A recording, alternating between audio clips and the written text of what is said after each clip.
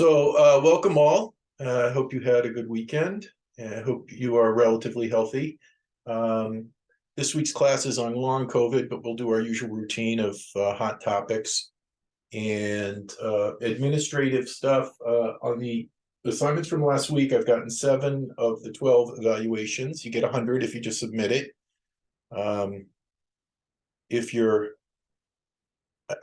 Again, I've gotten some really good suggestions in the evaluations, and I've gotten the whole range of, this is good, or I don't like this teaching style, or I don't like talking about current events, to people saying I love talking about current events and I love this, this dialectical interactive teaching style. And again, I apologize to those of you who volunteered the fact that the only reason you were taking the course is because it's required. So again, apologies to all of you. This week we're going to go over long COVID, and there's a handful of questions that hopefully we can review all of those today, so you can dive into it. I've gotten 9 of the 12 of you responding to last week's questions. It's really nice to get them done before the next week's class, just so that I'm not going back 2 weeks. And the longer you wait to answer the questions, the further out you are from the discussions in class, which I think just makes it harder. You can always resubmit them. As I've said, my only goal in this class is to make sure you guys get out of it what you want and get the grade that you want. You're free to resubmit everything as many times as you want until you get what you want out of it. I am curious if anybody went to ChatGPT. Anybody? I'm just curious what your experience is with it, but there's no mandate to do it. I just sort of said it's out there, and it should be a very useful tool, just as a research tool, frankly. Any questions or anything from you guys that I should be addressing?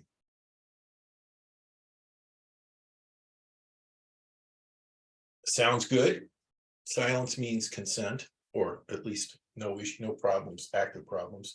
I got a couple things that I saw in Kaiser Health News, but why don't we just do our usual?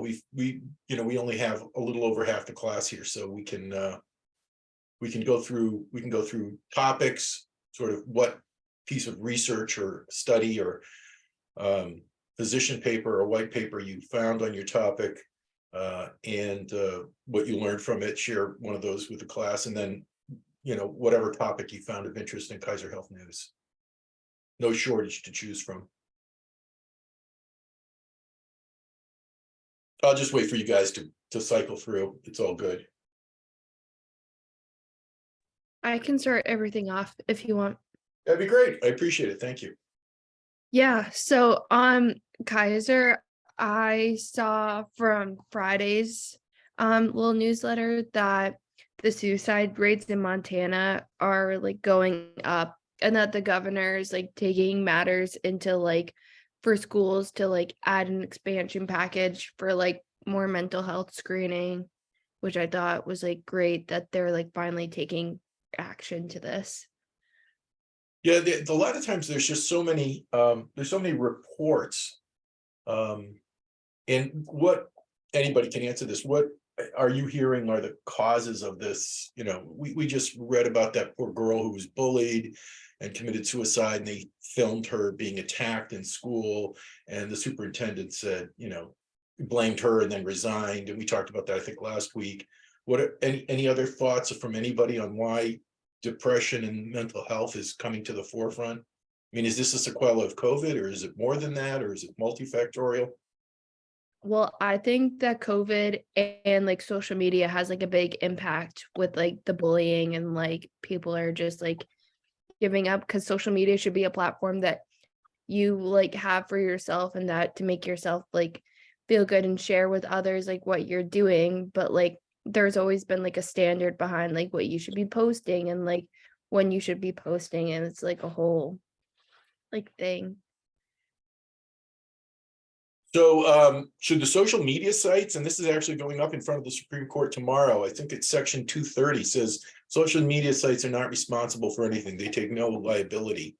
And the Supreme Court's taking it up tomorrow. Should social media sites be held accountable? Well, I guess in some ways like they can take like some responsibility, but it shouldn't be like fully primarily like their fault. for like a suicide rate, because it's not like anything the different social media platforms can control. Like they like don't know if like a person is like harming themselves because of like the actions of social media. But I think there should be some like factor that like social media should be like implementing like more positive stuff, so people don't feel like, oh, like I'm not doing this like the right way. Like the social media should be your own way of like portraying yourself. So yeah, there's a lot of debate on this. Anybody else on this topic on social media, and what is the what is Facebook's or Twitter's responsibility for, or should there be any accountability, or should you be able to, encourage violence, terrorism, overthrow of the government, murder, rioting, suicide? Yeah, please, Olivia. Part of it's really controversial because of like the whole like freedom of speech part. And also like I do think that social media sites themselves should be held more responsible for like taking down like cruel or like offensive like posts, I guess, because it does like, yeah, it is reflects more on the person who's physically saying it, but also like the platform is giving them the ability to make it publicly seen for like millions of people. Yeah, I agree with you. Anybody else on it? So, I was, I'm sorry, you please. I was just thinking like a lot of sites have like the age like requirement that children are supposed to be like 13, I think is on most of them, but you can kind of just like lie on your age. So they have that like, I guess, barrier of like trying to prevent it, but also like you can just lie so easily that then you can get into social media and like post whatever, see whatever. It's absolutely doesn't true. help. It's incredibly difficult to police. Can anybody think of any preventative measures that would make the policing much easier? Meaning that as soon as it went up, it could be removed as being offensive, or like, I mean, I have no tolerance for people who, encourage violence or encourage murder or encourage people to kill themselves. There was a young woman who encouraged her boyfriend in Massachusetts to kill himself and kept saying, "You're just a chicken, go kill yourself." And the guy did, he killed himself. And she went to jail. The Supreme Judicial Court said, yeah, that you cannot engage in that kind of behavior. It's just outrageous. It's not freedom of speech to sit there and send hundreds, if not thousands, of texts to somebody telling them to kill themselves, which again, he eventually did. It's certainly morally repugnant. Yeah, Monica, please. Everything we say on social media is, they can see it and it's being tracked. So I think there has to be like some censoring stuff, like some words like killing yourself or like other kind of hate speech, that as soon as that word is put in there, like you either cannot post or it gets automatically removed.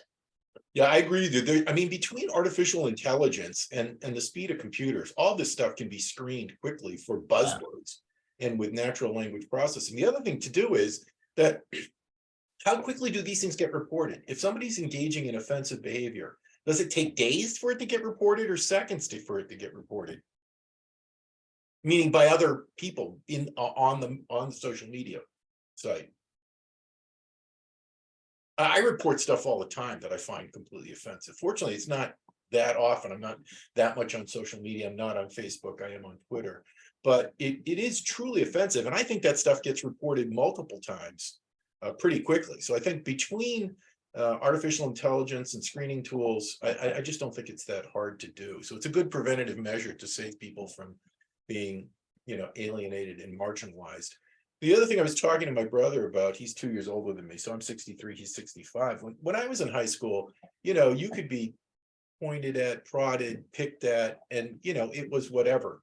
300 people in our class, in our whatever freshman, junior, senior class, sophomore. Now it's millions of people. And so when the denominator becomes so huge, you get truly fringe crazy people at the far ends of that 1 million or 2 million people who have access to it. And the fact that things can go viral. And so you can get much more outrageous, and we all know there's just tons of people out there trolling, and looking to get hits and looking to be outrageous. It's part of the, getting followers and getting hits. So it's a real sort of perfect storm. And again, COVID didn't make it any better, it just made it worse. So yeah, I think it's a problem that we're going to face moving forward, and I'll report back to you at some point. The decision won't be for months, but it'll be interesting what the oral arguments are tomorrow, and you get a pretty good sense based on the questions of where the judges are leaning. But many people are saying they're gonna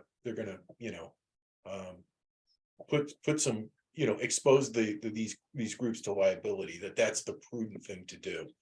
Why should they get a free pass? Yeah, sure, please. On that, I think like hate speech is one problem of social media, but another thing that leads to a lot of depression rates among teens is self-image. Like people post stuff, and then like Jenny said, like you have this thought of I have to look this way, or I have to post at a certain time. And the hate speech you can control with like all the buzzword and censoring and stuff, but I don't know about how we would tackle the other thing, like self-image issue in social media, because people are not going to stop posting. So yeah, no, I agree with you completely. And the self-image thing, a lot of it is, I think that the incidence of eating disorders has gone up quite a bit as well. So, I think a lot of this is really, body dysmorphic image and being perfect. I'm surprised people just don't use filters to avoid all these problems. The slimming filter, the more youthful filter, the perfect face filters, because people are just cruel, and children in particular, especially younger children. There's no filters there. So a lot of times, that's why the chubby kid gets teased, or the person who has, stutters gets teased, and there's really just no kindness at all in it. And you would hope that goes away as kids get older. Sometimes it gets worse. That some of the stuff they've shown is just crazy. Like that girl getting beat up. Again, if it bleeds, it leads. Maybe there's something that we're hardwired to look at the outrageous. But there've been live streams, I think, on Twitter of a young woman killing herself, hanging herself. It was, and I don't know how quickly you can get that off or get the police to her house, but that literally was posted within the past 3 to 4 years.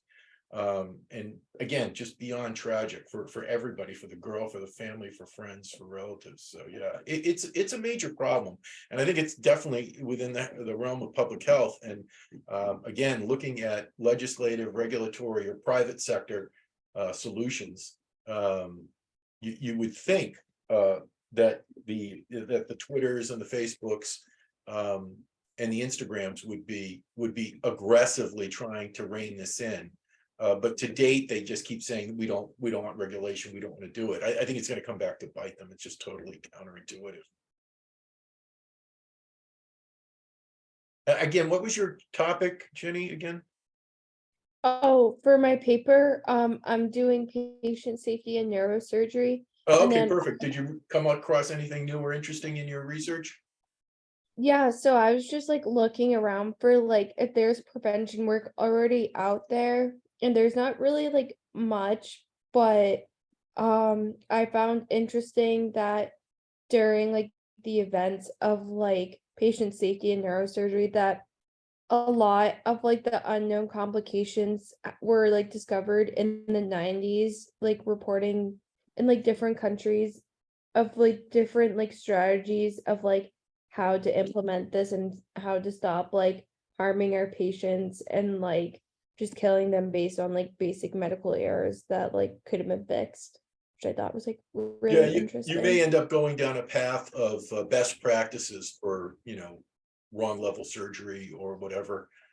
So yeah, I think that's probably just see for both in the United States, the different subspecialty society reports, patient safety websites and quality websites, as well as looking internationally if anything is being done And then, you bring that forward, and I think it'll be very well received if you decide to publish it. Because again, if there's not a lot out there or a good review of the literature on it, it'll be welcomed by all the people doing that. And it's not only the people who are doing the surgery, but it's all the people who are having the surgery.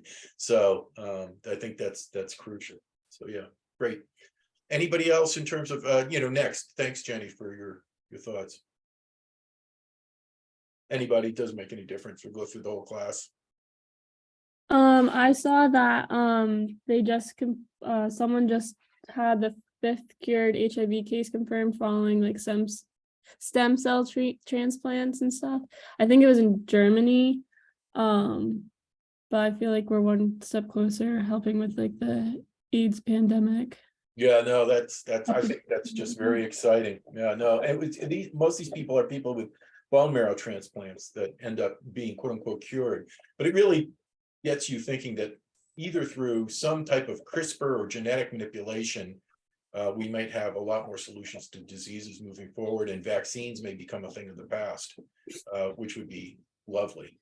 And HIV has been particularly difficult to find any kind of effective vaccination for. And I actually don't know the reason for that, but that's what, that's what, what's his name? He just retired. He was the czar when Trump was in place, and rolling his eyes every time he was at the, anyway, you guys will all go. I can't believe Nick can't remember his name, but I can't for whatever reason. So, but that was his area of interest for the 30 or 40 years he was at the CDC and why am I thinking of his name? Anyway, I'll look it up later.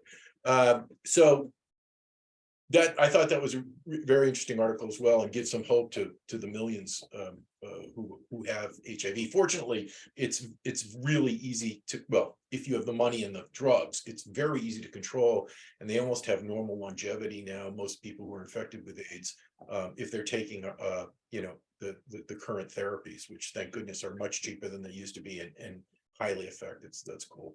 And your paper? Yeah. So I learned, I mean, this is just like one article, but I found that there was like more than like just like one PFAS, like it's a bunch of different like toxins and stuff. And Yeah. like of course, make like your life everything easy. takes time. Choose one that is well researched or other people have worked on, and that way you can narrow your research. And you said you're doing it in water, correct? Mm-hmm. Yeah, good. Yeah, no, just make your life easier, and keep on plowing through it. So that's Well, great. they target like say it as like a whole, but they're like there's like just under 5,000 different kinds, but like it's all PFAS. So I'm like Can they still all be kind of, measured at the same time or no? I don't know. It just like this is like the sentence. It says like with more than 47,000 known PFAS, undertaking substances by substances risk is like 5,000? Holy moly! yeah.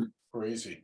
Well, if they can all be grouped together effectively, then show that. And if they can't Yeah. be, break out the ones that are most common and come up with whatever preventative measure that you think is best. So that's great. Yeah.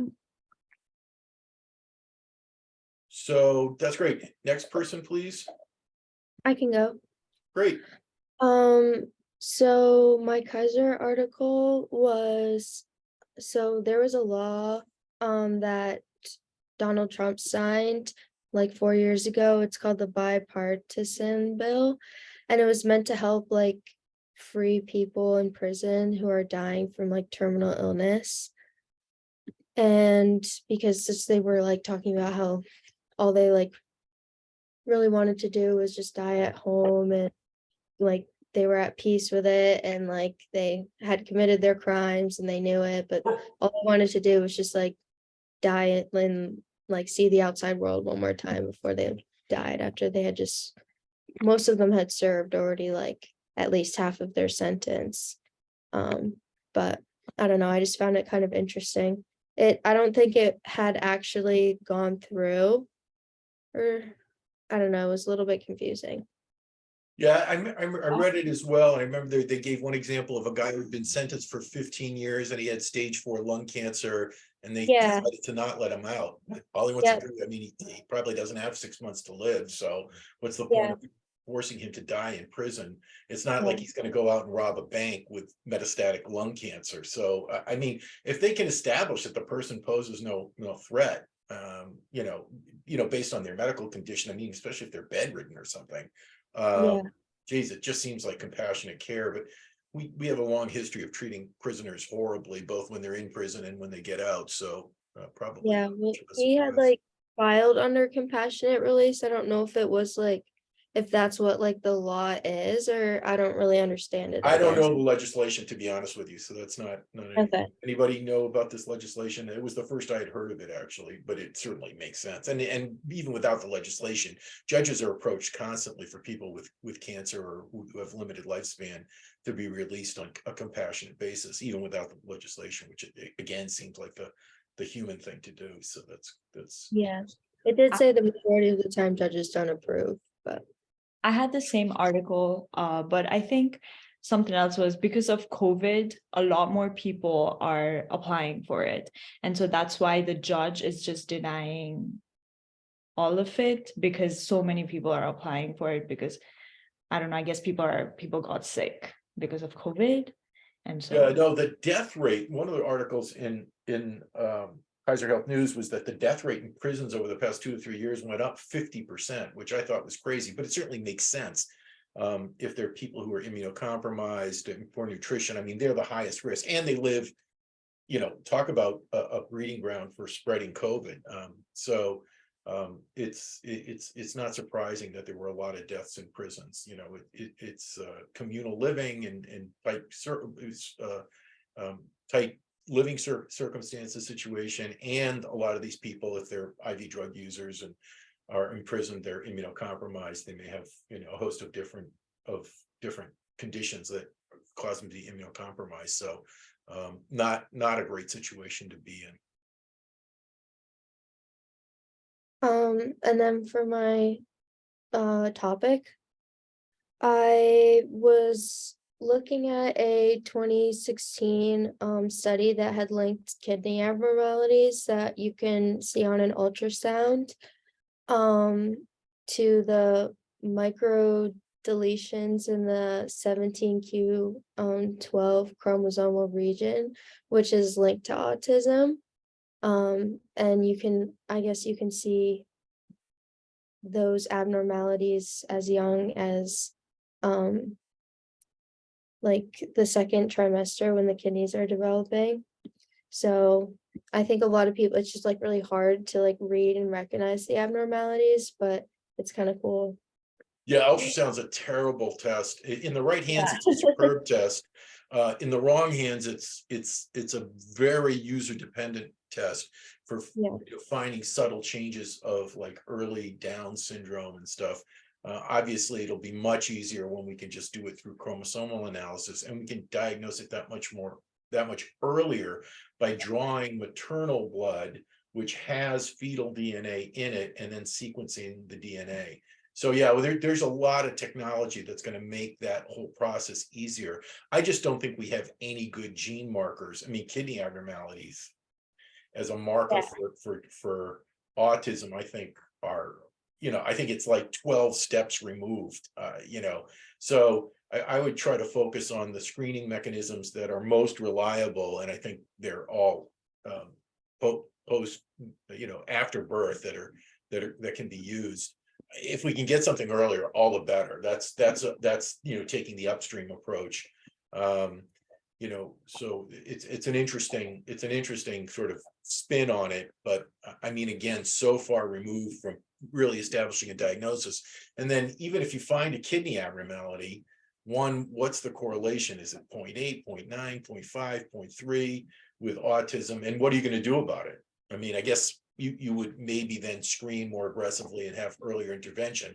I don't think anybody is going to travel to a state where abortion is legal to do something on something that's so clearly remote, because the spectrum of autism is from Asperger's and highly highly functioning individuals with poor social skills to, you know, profoundly disabled, you know, kids with autism. So it's tough.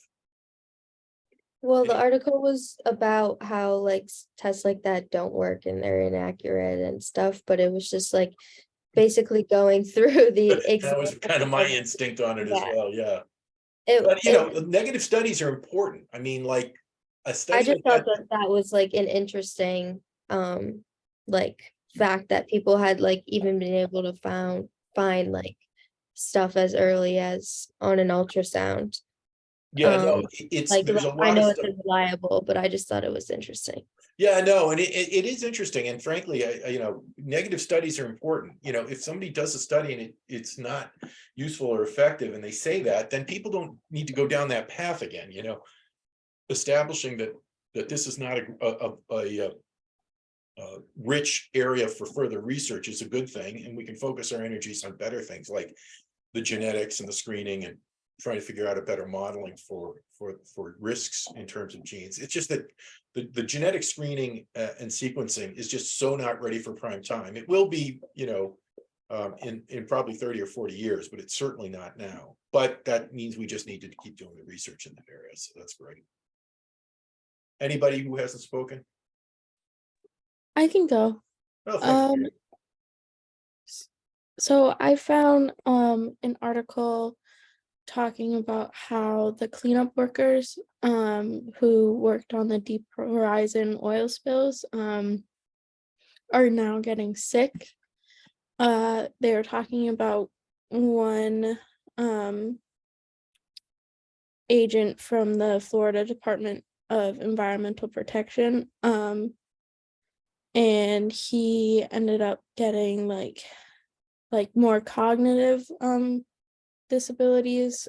He's unable to really concentrate, and he's like shaking and everything. So like he's within 2 years, like he's deteriorated so much that like he can't like handle airboats or drive boats, and he can't use his firearm anymore.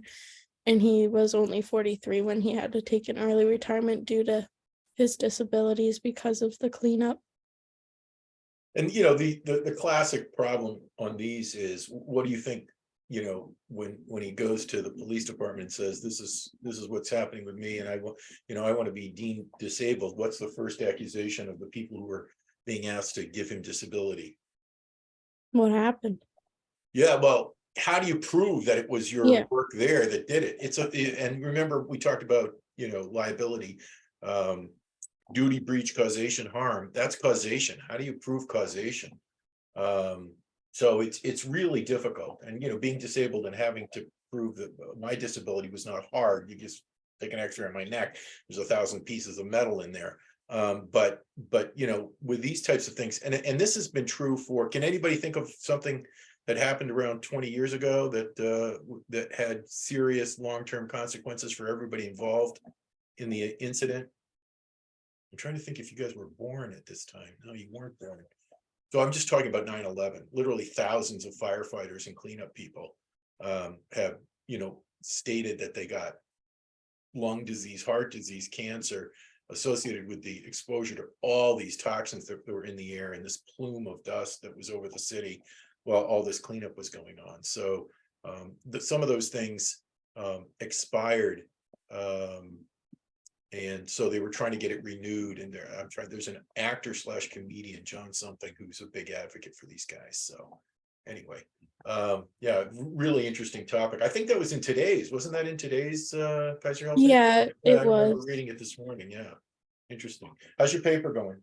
It's going good. I am like looking more in depth in like the symptoms and like the causation, I guess. So I found a a systematic review of different research articles, and they compiled like the 4 main factors and themes involved with like recovery and everything. Remind me your Which topic again. postpartum psychosis. Oh yeah, there are a couple things that I actually found that I can send them to you one-on-one.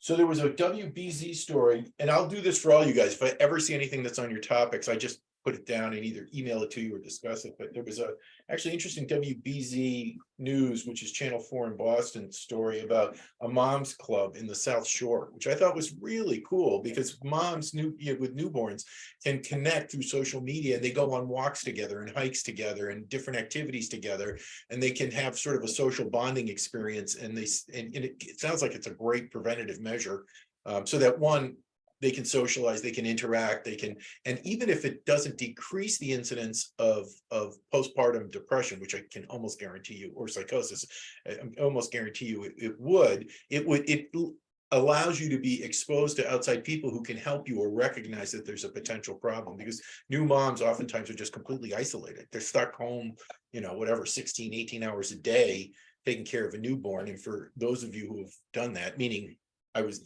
still going to work, but took time off and spent as much time as I could with my kids. It's exhausting.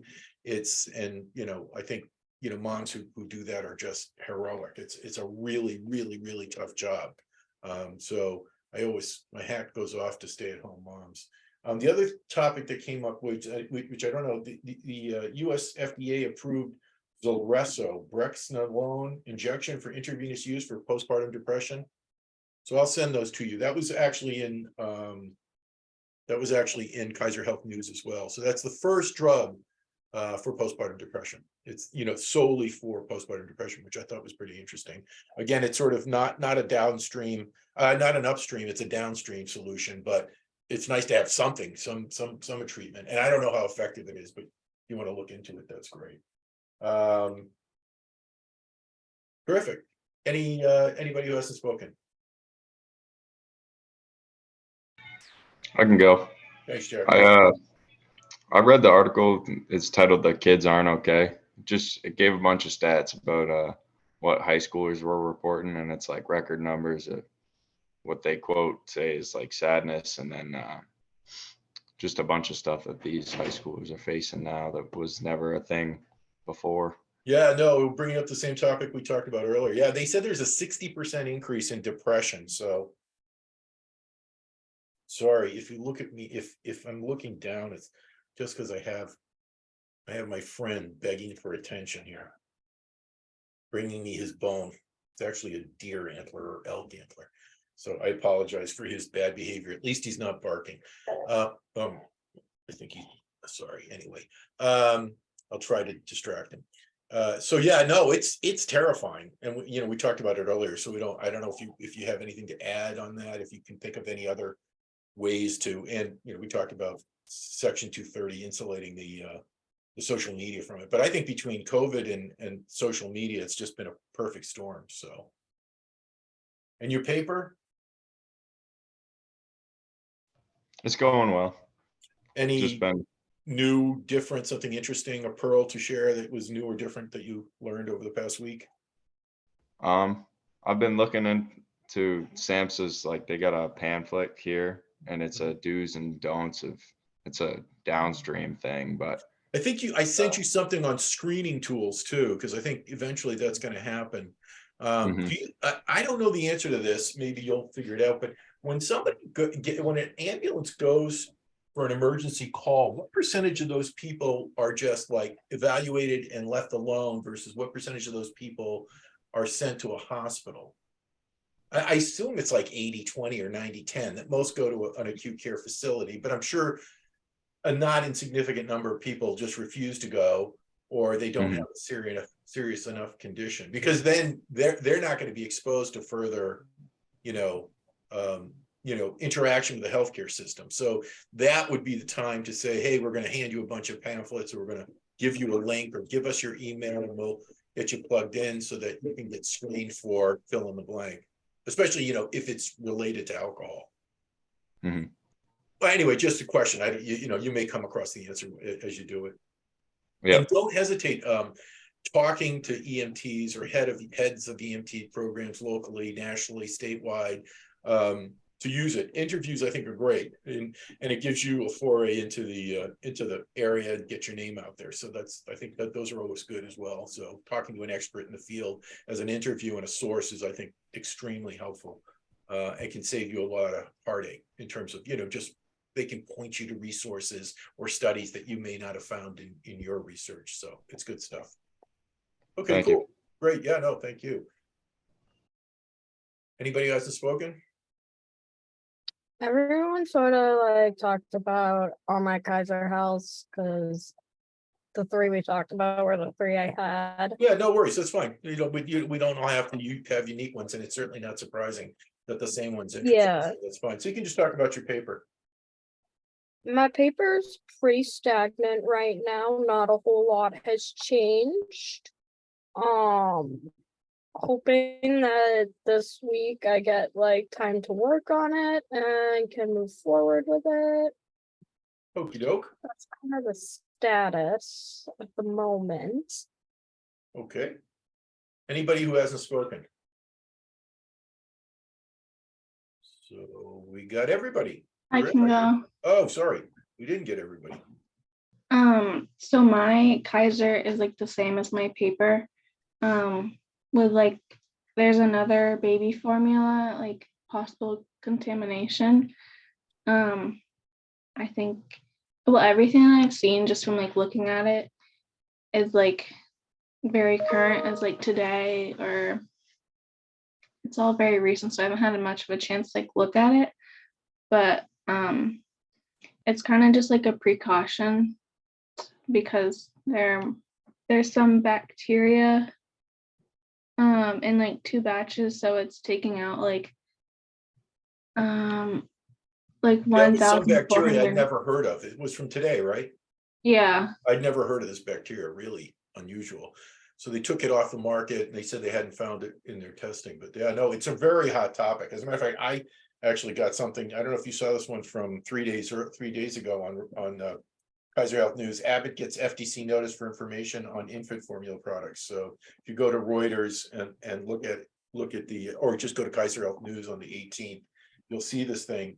And it's a civil investigation. And of course, what they're looking at is antitrust activity where, and meaning that the market is too consolidated. And that may be one of your conclusions, that you can't have a super consolidated market on a critical item like this. You can't have just 1 or 2 manufacturers, or currently we have 3, but when one is responsible for 50%, the other 2 can't ramp up, it's just a recipe for disaster. So maybe the FTC needs to go, a Federal Trade Commission needs to go out and say, hey, you need to divest yourself of that interest and or sell half of it to another company, so that you have 5 or 6 companies and there isn't one that is the predominant provider. So yeah, no, good stuff.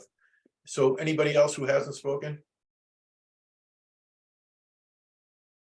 Okie dokie. Couple of ones that caught my eye. Was unaware of the fact that hospitals in California can make their own decision as to when to take people off of respirators. So they changed the law to say hospitals can't do that. I think it's outrageous. Since when should a hospital be telling people, or either against their will or against their family's wishes, when they can be taken off a respirator? But I was really surprised that was still in place. So the other thing that came up that I thought was interesting was that Omicron hospitalizations are 50% more lethal than the flu. So if COVID becomes as lethal as the flu, should we change what we're doing?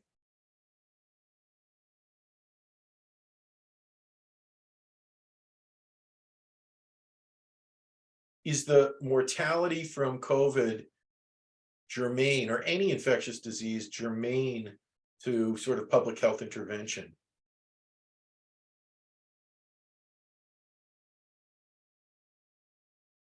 So if it's less lethal than the flu, do we change anything? Right? Have you ever heard during flu seasons whether they're bad? If it's bad, it's 60 or 80,000 deaths a year. If it's not bad, it's 20 or 30,000 deaths a year, typically in the elderly, but definitely crosses the spectrum of ages. Did we ever talk about, isolation or mask or staying 6 feet apart for the flu? Do you think it's effective?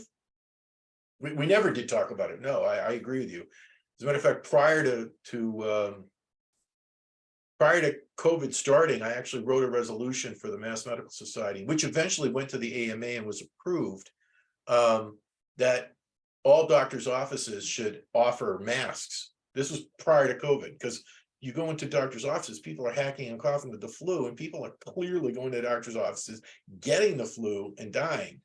And so there was never any mandate for it, but they did. And it was then after COVID, because I wrote the resolution prior to, but by the time we got to the AMA, and the AMA endorsed it as masks and distancing as a great means for protecting against all airborne pathogens, whether it's the flu or RSV or COVID. So yeah, but when the mortality comes down dramatically, I mean, if the mortality is 1/10 that of the flu, you can't tell people, you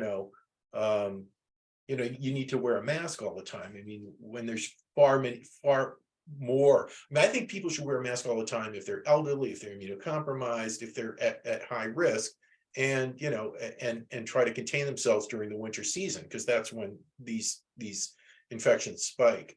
So anyway,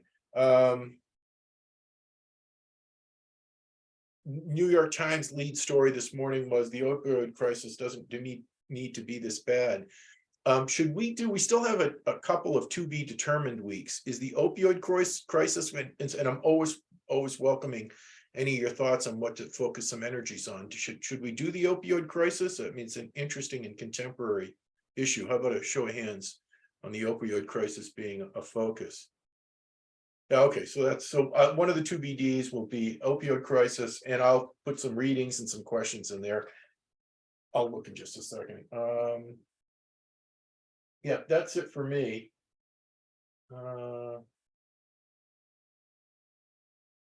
And we can do that one. I'm just looking at the next TBD.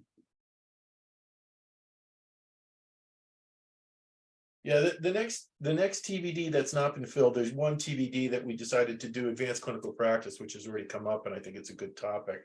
But the one after that is your draft, is the week that your draft is due. So I'll definitely try to keep the readings light, like less than 20 pages. And then I'll just ask, relatively straightforward questions again, so you're not tying up a lot of time. And I strongly advise you to, really tighten up all your research and start thinking about an outline. And I'm happy to meet with any or all of you one-on-one to discuss your research, to discuss an outline, to make writing your draft easier for you. So at any time, any place, I'm available for you guys. Like I said, keep saying, I'm here to allow you guys to succeed. Why don't we take 5 minutes or 8 minutes and come back at 12:55, and we'll start up with our questions for this week on long COVID. Thanks.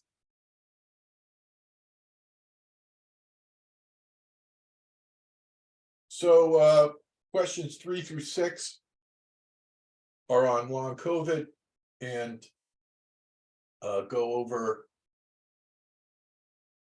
are answered in the readings. I had sent you to the CDC website on long COVID. There was a nice Johns Hopkins piece on long COVID, and a bunch of things, and depending on what you want to include within what is long COVID and what's not long COVID, there's a lot of different stuff going on. And then I sent you something that literally came out in the past 5 to 7 days, which was from a British, I think it's a British medical journal, talking about organ impairment at 1 year and lung abnormalities at 2 years from long COVID. So let's just start with a broad question. The first question is, how important is long COVID? What is the incidence? Is long COVID much ado about nothing? Is it real? Is it fake? Is it just a bunch of malingerers trying to game the system?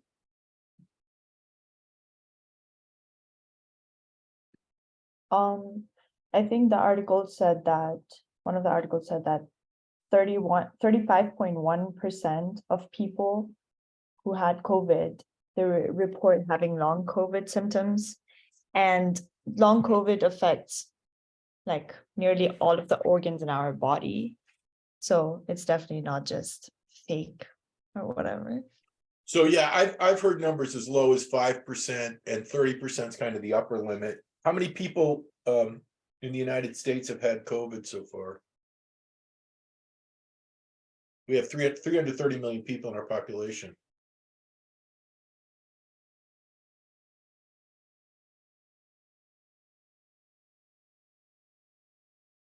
$50 million, 75 million, 100 million. This is the usual Nick game. 125 million, 150 million, 175 million. Here's the problem. Any answer you give is pretty much correct. It's going to probably be significantly over 100 million. And why is the number so inaccurate? People don't test, people don't report their symptoms and stuff. So both completely right on point. How many people, what percentage of COVID is completely asymptomatic? So you wouldn't even know whether you should test. Here we go again, 5%, 10%, 15%, 20%, 30%, 40%. You guys are just way too smart. Yeah, it's in the 30 to 40% range. It's really scary. And the only way you can ever know whether that number is accurate, and it's very hard to measure, is just randomly test people for antibodies to COVID and then ask them, did you ever have any symptoms of COVID? You know they've been exposed if they're seropositive for the antibodies, and they'll say no. And that way you have, you just have to sample enough people to figure that out. But or randomly test people, which we should have been doing for a long time.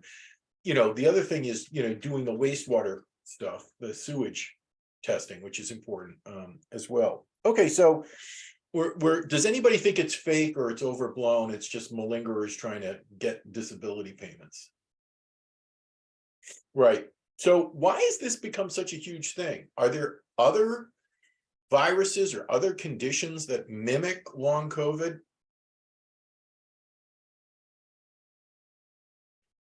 Who's heard of chronic Lyme disease? Who's heard of chronic fatigue syndrome? Do any of those sound familiar? And what are their symptoms as compared to long COVID? Similar, it has like impacts on our organs. Chronic fatigue, brain fog. There are literally dozens of diseases. So why has it become such a big deal with COVID? Why has it come to the forefront? I mean, we hear about chronic Lyme disease, we hear about chronic fatigue syndrome. People kind of go, well, I'm not sure. Is it real? Is it people who are, chronic complainers? Is it people who are hypochondriacs, or is it a real condition?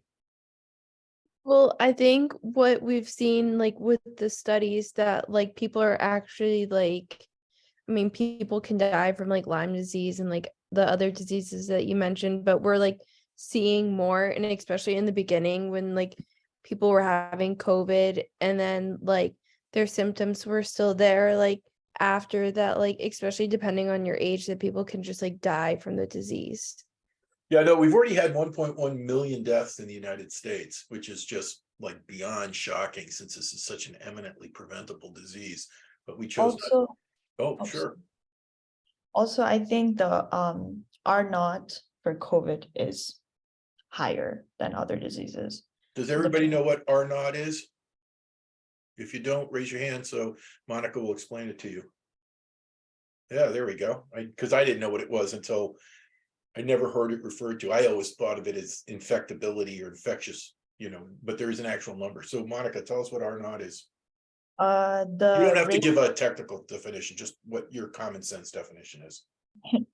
The rate at which like one person can transmit to one person can infect. How many people can one person with COVID infect? That's exactly the definition. So for diseases like chicken pox and measles, the number is enormously high, like 12 or 14. That's a gigantic R naught. That's a disease that is spreading like wildfire. For influenza, it may be 1.4, 1.5.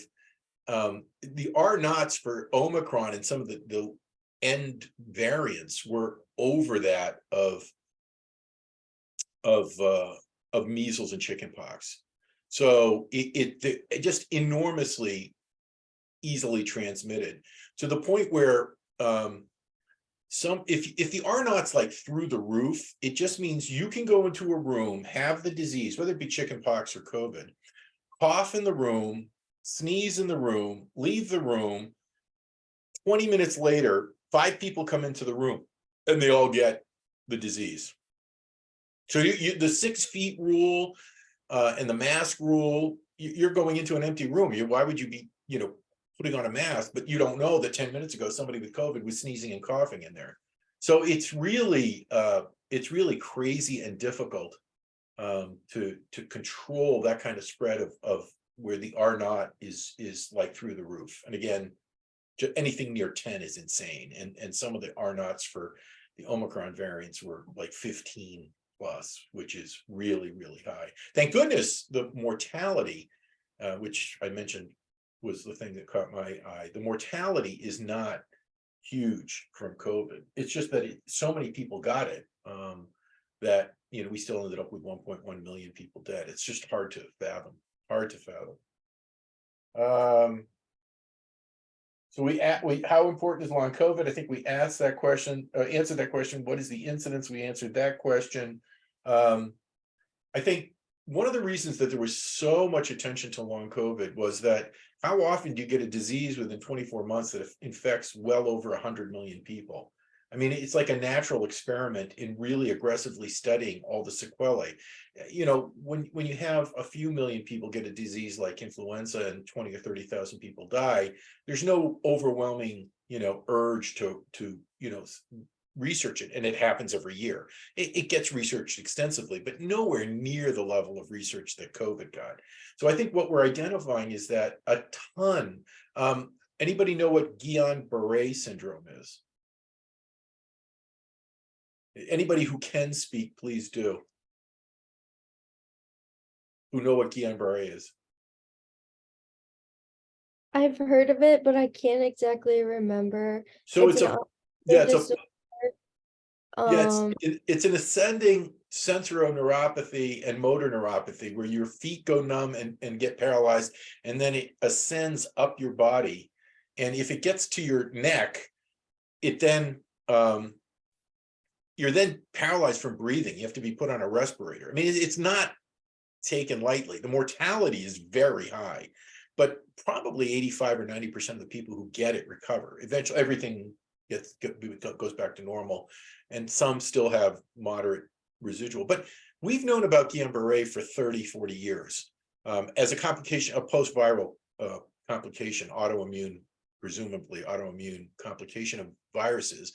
But again, everything was intensively studied with COVID. So we were much more aware of the anosmia, loss of sense of smell associated with it, and how long that can last, and then the whole brain fog thing. I mean, this was just a natural experiment waiting to happen.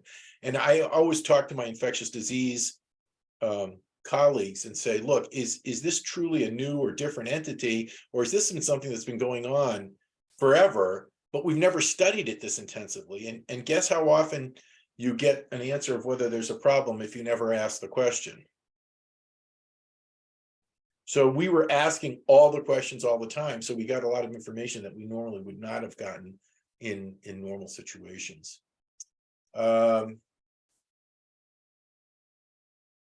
So we sort of talked about this already briefly, but you can answer it all so that everybody can hear it, especially those who are not participating on the Zoom today. Are the symptoms of long COVID unique to this virus?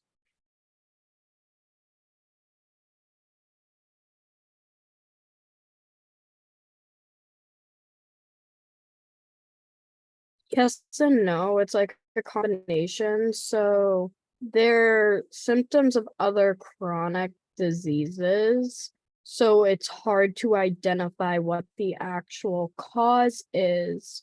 So people are not getting treatment and diagnosed as quickly because they're presenting with something that's like another one, like another disease or disorder, but it's the long symptoms of COVID. Yeah, and so causation is just such a huge issue in all these things. And we already talked about causation today in some other areas. You know, the post-exposure from cleaning up the oil spills and 9/11, et cetera. So you're absolutely right, Kelsey. So yeah, there's a lot of overlap with other diseases. Causation's tough, but there was actually I'm trying to remember if it was the John Hopkins or the CDC. There was actually legislation passed saying that this is a legitimate issue. And you know, the scope of the things that long COVID has been, you know, has been alleged to cause. When I say alleged to cause, again, causation and what's the primary disease and what are secondary effects, like nervous system, kidneys, liver, brain disorders, thrombosis, heart attacks. I mean, the list just goes on and on and on. And then one of the classic ones is, and it's mentioned specifically in the Johns Hopkins article, is post ICU changes, because those are really crazy high. So if you've been intubated for weeks and weeks and weeks, you come out with so many injuries from the intubation, from the sedation, from the hypotension. I mean, the list goes on, and how much of that is truly COVID versus just post ICU. I think it's all related to COVID, because you wouldn't be in the ICU if it wasn't that, but it may not be primarily attributable to the COVID. It may be primarily attributable to the interventions that you underwent. So it's a big problem. So many other viruses, I think we've already mentioned, cause a lot of these symptoms. And then again, if the common denominator is the ICU, is it the virus of the ICU, or some combination of both? So the last two questions, we may actually get through class a little early.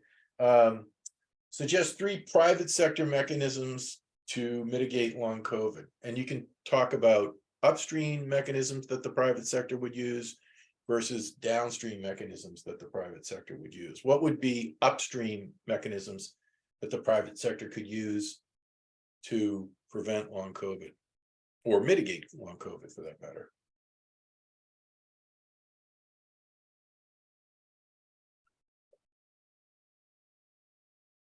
So you're Amazon, you have hundreds of thousands of employees. What do you do as a private sector to mitigate or upstream prevent long COVID? I mean, it's hard to kind of think of things that we aren't already doing. Yeah, so what are the things that we're doing? What are the ones that we've been trying to get people to use and they're not doing it consistently? Well, vaccination. Yeah, mask. vaccination, mask, distancing, isolation. I mean, all the simple stuff. Those are the upstream mechanisms. You don't get long COVID if you don't get COVID. So the upstream mechanisms are all the preventative ones that we're already aware of. I was on Twitter this morning, and there was some post on the tyranny of masks. Does somebody want to explain to me what the tyranny of masks are?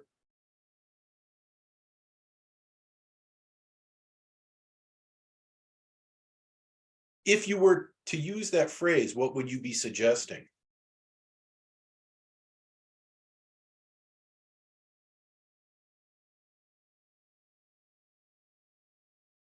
Is there a tyranny of seatbelts? I would strongly suggest, if you believe there's a tyranny of masks, you better believe there's a tyranny of helmets and seatbelts. Why am I saying this and sort of laughing? You can read my mind. I honestly don't know what tyranny means. Oppression by the government of its people.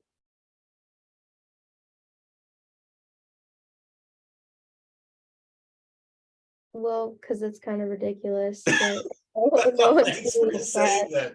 Yeah, no. I mean, but there are people. I mean, this is New Hampshire. Live free or die. This is a state that does not have helmet laws. 0 helmet laws, because it's the tyranny. They do have seatbelt laws, but they don't have helmet laws. And there are people who absolutely think that it's governmental intrusion into their personal freedom to wear a seatbelt or wear a helmet or wear a mask. I honestly, I find it very hard to have a rational discussion about the tyranny of seatbelts or the tyranny of helmets. I just, they're common sense measures, but people can say, look, if I want to kill myself and not wear a helmet, or if I want to kill myself and be ejected from my vehicle and not wear a seatbelt, I think, there is an argument that your decision on a helmet and a seatbelt does not directly impact third parties. I think you're really hard pressed to make that argument when you're talking about a mask, because you're not wearing a mask exposes me to your sneezes, coughs, breath, and exhaled COVID. So I always have drawn the analogy, and I think I've said it to you before, that people who think that masks are tyrannical should be outraged that drunk driving is illegal. Because, hey, why can't I be free to drink alcohol and get behind the wheel? And the simple answer is that we don't allow that, and it's illegal because Other people. yeah, I mean, it clearly affects outside innocent third parties. People get killed by drunk drivers all the time. It's just beyond tragic. So here's an opportunity for us to prevent that. And masks are the same way. You literally can kill people by not wearing a mask. So yeah, I think it's somewhat entertaining. Any other private sector mechanisms? So we talked about mask. Oh, so let's do more upstream. No, I'm sorry, more downstream solutions from the private sector. So the upstream things are all the things that private sector people like employers can do to prevent COVID. So once they've gotten COVID, what can private sector folks do to mitigate the effects of long COVID?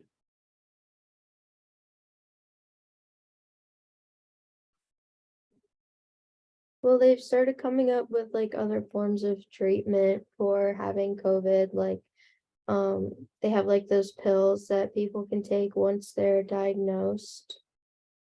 Sure. I So don't you can absolutely mitigate the severity of the COVID by treating it with like drugs like Paxlovid. So that's absolutely true. And the less severe your exposure, I mean, the less severe your symptoms and your lack of hospitalization, I'm almost certain that your long COVID would go down quite dramatically. Anything else they could do in terms of insurance coverage?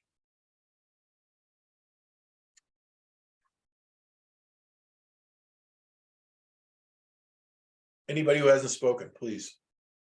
What could you do for insurance coverage to mitigate the long-term COVID effects?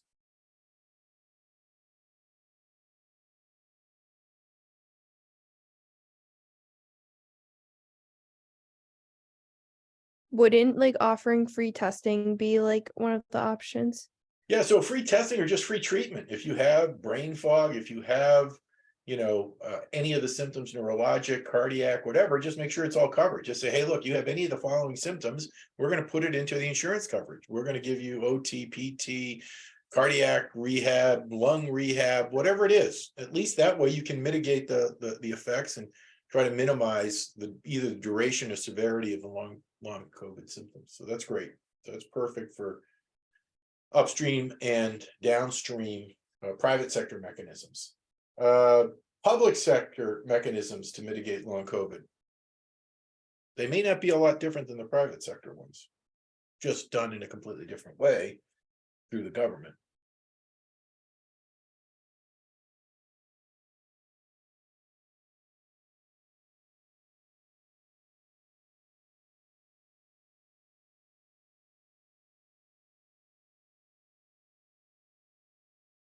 I hate to talk all the time, so I'm just going to wait for somebody to speak up who hasn't spoken, please.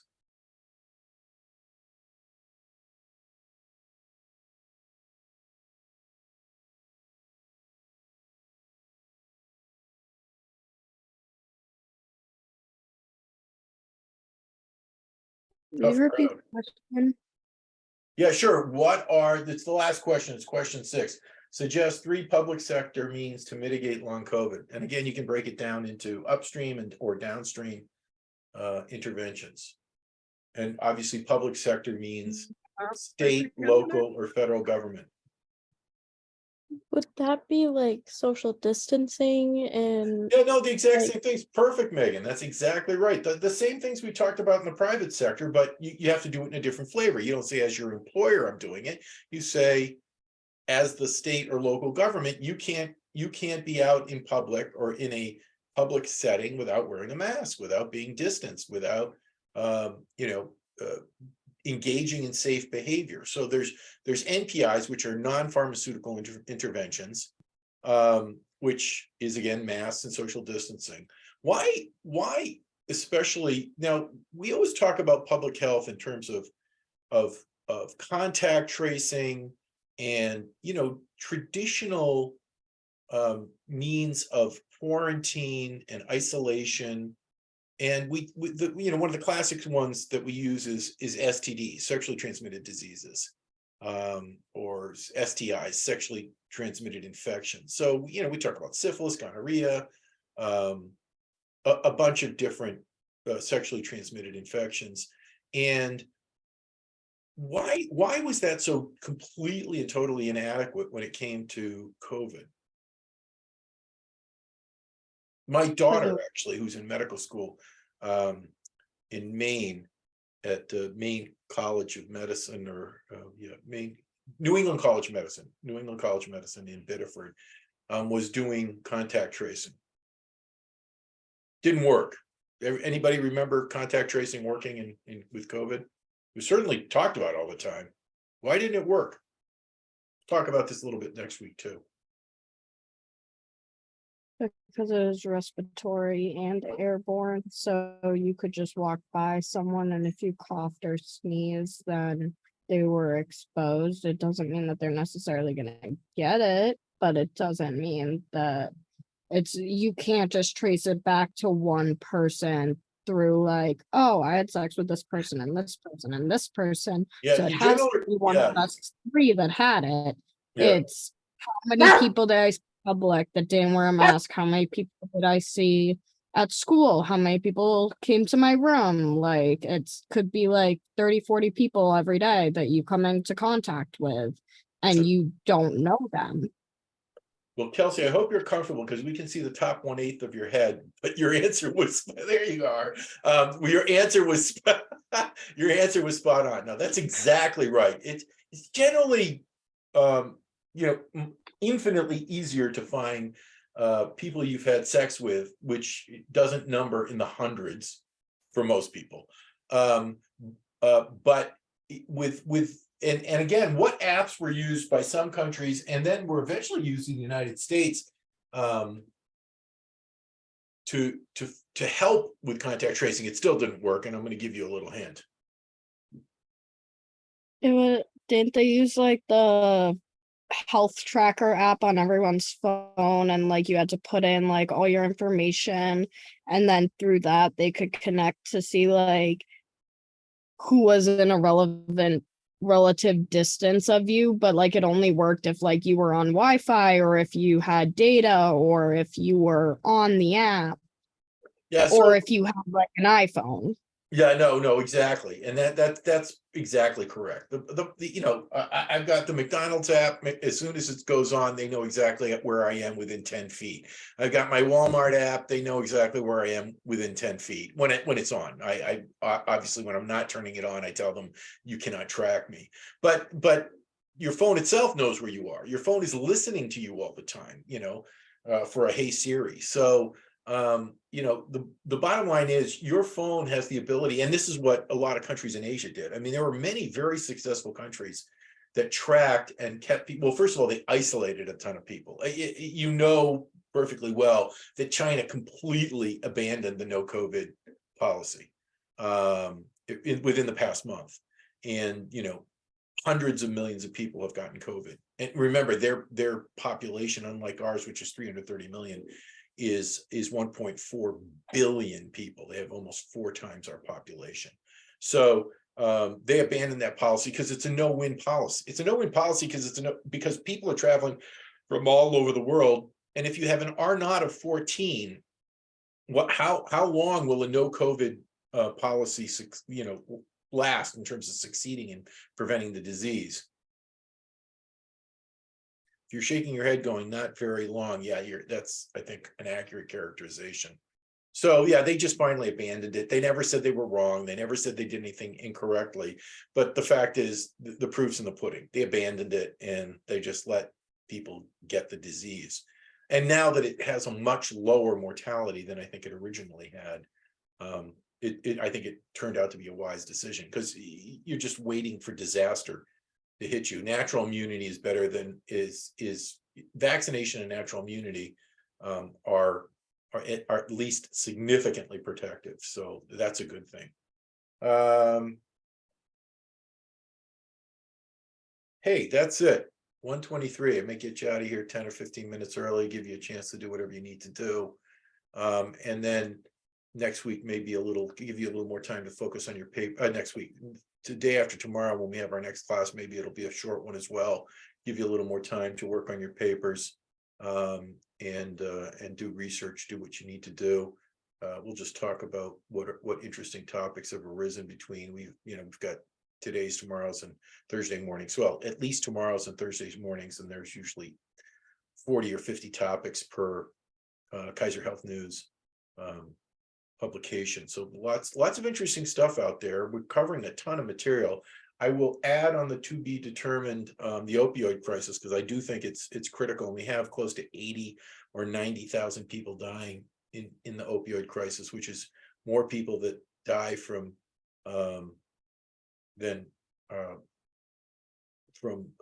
car crashes, and other major sources of trauma combined. So it is a huge problem, and we can sort of explore the intricacies of it. Any other questions, issues, things I can help with? And again, I'm going to say this, I keep saying it, but I want to say it again and again so you guys know. I am available to help you resubmit materials. I'm available to help you work on your paper. I'm available to help you outline your paper. I'm available to do whatever you need to do if you want to get extra credit. Please do submit your guaranteed 100 out of 100 for the critiques of the class, because that just helps me be a better teacher and makes this class better for you. And again, if you can, I think we're waiting for 3 people on last week's questions. Yeah, get those in. That just makes my life a little easier. And frankly, it makes your life a little easier, because that way you don't have to add last week's questions to this week's questions to answer. Anything else? Everybody good? Thanks for your attention. Be safe out there. Thank Thank you. you.